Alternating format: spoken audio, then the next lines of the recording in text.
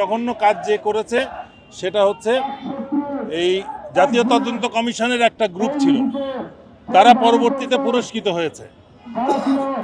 যারা এই তদন্তে কাটাছেঁড়া করতে বা তদন্তকে অকার্যকর একটা তদন্ত রিপোর্ট তৈরি করতে সহায়তা করেছিল, তাদেরকে পরবর্তীতে পুরস্কৃত করা হয়েছে।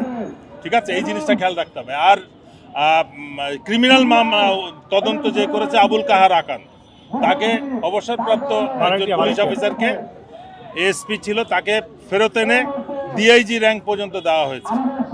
তাকে দিয়ে তদন্ত করানো হয়েছে এবং সম্পূর্ণ রাজনৈতিক ইচ্ছা তারা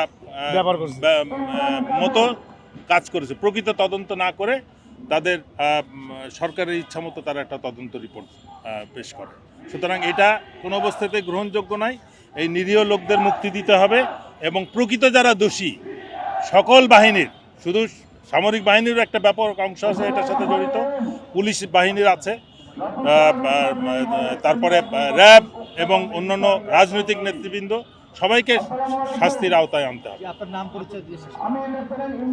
আমি ব্রিগেডিয়ার জেনারেল হাসান নাসির, অবসরপ্রাপ্ত, এবং আমি এই তদন্ত রিপোর্টে জাতীয় কমিশনের যে রিপোর্ট হয় সেটাতে আমি নোট অফ ডিসেন্ট দেওয়ার কারণে আমাকে প্রফেশনালি এবং সোশ্যালি হ্যারাস করা শুরু করলে আমি চাকরি ছাড়তে বাধ্য হই 2010 সালে। আরেকটি বিষয় যে আপনি আজকে তো স্বরাষ্ট্র উপদেষ্টা কমিশন গঠনে একটা দিক নির্দেশনা দিয়েছেন। এই আজকে শহীদ মিনারে আসবে, একটা আন্দোলন শুরু হবে, এই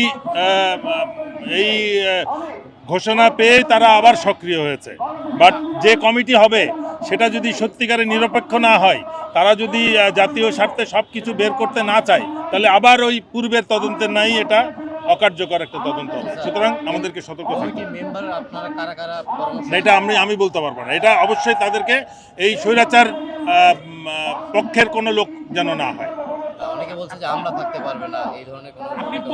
অবশ্যই আমলারা বেশিরভাগই প্রশ্নবিদ্ধ, ওই জন্য তাদের থাকাটা ঠিক হবে না। তারাই এই রিপোর্টটাকে কাটাছেঁড়া করছে, তারা সরকারের পছন্দ মতো রিপোর্ট তৈরি করছে এবং তারা পুরস্কৃত হয়েছে।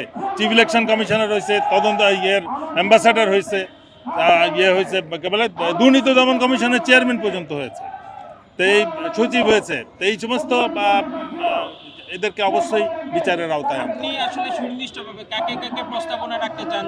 না, আমি করবো না। এটা জাতীয় স্বার্থে নিরপেক্ষ তদন্তের জন্য একটা টিম বাছাই করতে হবে। প্রতিনিধিত্ব বলছিলাম যে আপনি বলছিলেন যে শিক্ষার্থী, এটা বিচারক থাকতে হবে, মানবাধিকার কর্মী থাকতে হবে, সামরিক বাহিনীর প্রতিনিধি থাকতে হবে, বিডিআর এর প্রতিনিধি থাকতে হবে, তাহলে এটা নিরপেক্ষ হবে। এবং ছাত্র আন্দোলনের একজন সমন্বয়ক থাকতে হবে, যে সকল প্রশ্নের ঊর্ধ্বে, বিতর্কিত না এমন সমন্বয়ক একজনকে নিতে হবে।